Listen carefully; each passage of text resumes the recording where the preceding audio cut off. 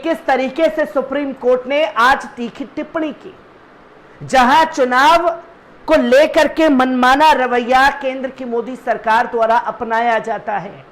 जहां जहां भाजपा की सरकार है वहां वहां किस तरीके से चुनाव आयोग का इस्तेमाल होता है। ये तस्वीरें, ये चेहरा किसी से छिपा हुआ नहीं है। और जब चुनाव को सही तरीके से कराया नहीं जाएगा, जिनको वोट डालने का अधिकार है उनसे वोट डालने के अधिकार छीने जाएंगे। क्योंकि बीते दिनों धौसी में भी यही तस्वीर देखने को मिली, रामपुर में भी यही तस्वीर देखने को मिली कि मुसलमानों का वोट डालने का अधिकार होने के बावजूद उन लोगों को वोट डालने से रोका जा रहा था। अब जब चुनाव के नाम पर खुले तौर पर गुंडागर्दी हो रही है तो सुप्रीम कोर्ट ने यह साफ तौर पर कह दिया, जो कि आपके सामने है, जहां सुप्रीम कोर्ट ने चुनाव में दखल देने का पूरा हक है, जहां यह कहा कि सुप्रीम कोर्ट को चुनाव में दखल देने का पूरा अधिकार है और यह अधिकार संविधान ने दिया है। और यह भी कहा, जस्टिस बोले कि हम चुनाव जिस तरीके से देश में हो रहे हैं उस पर आंखें मूंदे बैठ नहीं सकते। जस्टिस विक्रमनाथ और जस्टिस एहसानुद्दीन अमानुल्लाह का यह स्टेटमेंट एक करारा तमाचा जैसा है केंद्र की मोदी सरकार को, जिसकी तस्वीर लोगों के सामने आई है। जस्टिस एहसानुद्दीन अमानुल्लाह का यह स्टेटमेंट जी का जंजाल बन चुका है केंद्र की मोदी सरकार के लिए।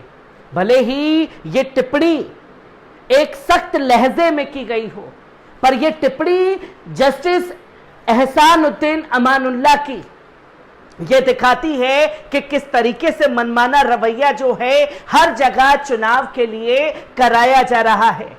जहां सुप्रीम कोर्ट ने कहा कि उसे चुनावी प्रक्रिया में दखल देने का पूरा हक है, एक मामले की सुनवाई के दौरान अदालत ने कहा कि आमतौर पर माना जाता है कि शीर्ष कोर्ट चुनाव या उससे जुड़ी प्रक्रिया में दखल नहीं देती, लेकिन यह अंतिम सत्य नहीं है। कोर्ट ने बताया कि दखल कब हो सकता है, जहां आप किसी भी चीज को, सरकार अपनी चीज को अंतिम निर्णय मान लेती है, पर सुप्रीम कोर्ट ने यहां चेता दिया कि अंतिम सत्य वो नहीं हो सकता जब तक कोर्ट उसमें दखल अंदाजी करके अपनी बयानबाजी नहीं कर देती।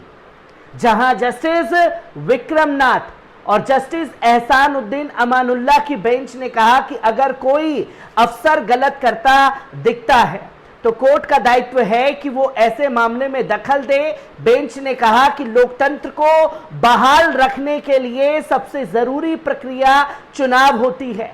चुनाव के जरिए ही जनप्रतिनिधि चुने जाते हैं, उनके जरिए एक सरकार बनती है जो देश या किसी सूबे को चलाती है।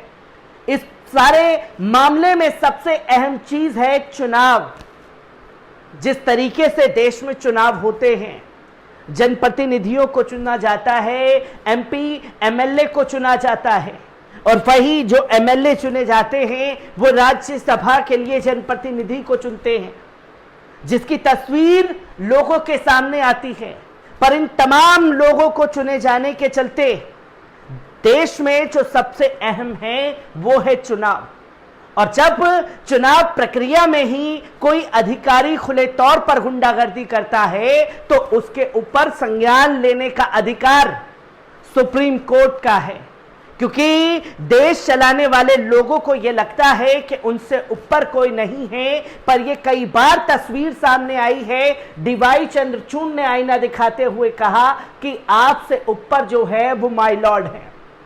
सुप्रीम कोर्ट के सीजीआई हैं जिन्होंने साफ तौर पर कई मायनों पर यह बताया, चुनाव अगर निष्पक्ष तरीके से होते हैं तो जनता के जरिए चुना हुआ प्रतिनिधि संसद या विधानसभा में पहुंचता है, लेकिन अगर चुनावी प्रक्रिया को आधिकारिक स्तर पर प्रभावित करने की कोशिश की जाती है तो कोर्ट मुखदर्शक बनकर नहीं रह सकता। ऐसे में उसे चुनावी प्रक्रिया में दखल देना ही होगा। जहां साफ तौर पर यह कहा कि आंखें मूंदे सुप्रीम कोर्ट चुनाव के दौरान जो मनमाना रवैया अपनाया जाता है उसे देख करके बर्दाश्त नहीं कर सकता।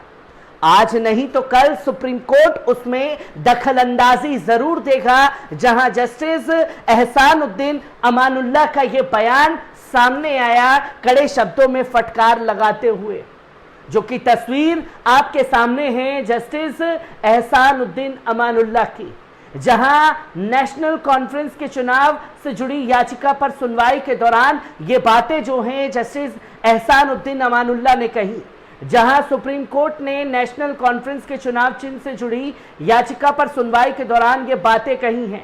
डबल बेंच ने नेका को हल निशान के लिए हकदार बताया था। कोर्ट ने नेका को यह निशान आवंटित करने का विरोध कर रहे लद्दाख प्रशासन की याचिका बुधवार को खारिज कर दी थी।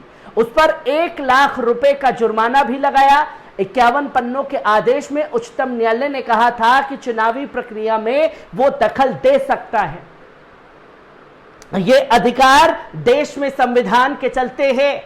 जहां टॉप कोर्ट की टिप्पणी के बाद लद्दाख चुनाव विभाग ने कारगिल में स्थानीय निकाय चुनाव में नेशनल कॉन्फ्रेंस को हल निशान देते हुए नई अधिसूचना जारी की। नए आदेश के मुताबिक कारगिल में स्थानीय निकाय चुनाव अक्टूबर में कराया जाएगा। शीर्ष अदालत की नाखुशी के बाद भी यह फैसला सामने आया है, जो कि तस्वीर आपके सामने है कि किस तरीके से मनमाना रवैया हर जगह अपनाया जाता है केंद्र की मोदी सरकार का, जिसे आईना दिखा दिया गया सुप्रीम कोर्ट द्वारा। जहां इससे पहले साफ तौर पर सुप्रीम कोर्ट ने सवाल पूछा था ईवीएम को लेकर के, जहां ईवीएम को बदनाम करने का एक और प्रयास चुनाव आयोग ने सुप्रीम कोर्ट में दायर किया हलफनामा एडीआर की याचिका का विरोध किया गया था, जो कि साफ तौर पर कहा कि ईवीएम एक मशीन है जिसमें छेड़खानी हो सकती है। बीते दिनों मैंने आपके सामने वो खबर भी रखी थी, जहां साफ तौर पर यह कहा गया कि हाल ही में विधानसभा चुनावों और आगामी लोकसभा चुनाव से पूर्व चुनाव आयोग ने सुप्रीम कोर्ट में हलफनामा दायर किया, जिसमें आयोग ने इलेक्ट्रॉनिक वोटिंग मशीन के साथ वेरीफाइड पेपर ऑडिट ट्रोल का बचाव किया। हलफनामे में चुनाव आयोग ने कहा कि 2024 के लोकसभा चुनाव से पूर्व ईवीएम को बदनाम करने का प्रयास किया जा रहा है, जहां आगामी राज्य चुनाव में सभी ईवीएम वीवीपैट से गिनती करने की याचिका पर चुनाव आयोग की तरफ से यह हलफनामा दाखिल किया गया था, जिसकी तस्वीरें लोगों के सामने आई थी और इस पर सख्त टिप्पणी करते हुए इसे अभी सुनने से इनकार कर दिया था। पर अंत में सुप्रीम कोर्ट ने यह भी कह दिया था कि यह इनकार अभी किया जा रहा है, कोई यह ना समझे कि इस पर फैसला नहीं लिया जा सकता। नवंबर दिसंबर में भी इसके ऊपर सुनवाई हो सकती है, और अगर यह सुनवाई होती है तो केंद्र की मोदी सरकार के लिए कितना बड़ा झटका साबित होगा सुप्रीम कोर्ट का यह फैसला, यह भी तस्वीर देखने वाली होगी। हर एक तस्वीर को आप लोगों के साथ रूबरू कराता रहूंगा। दीजिए इजाजत, शुक्रिया।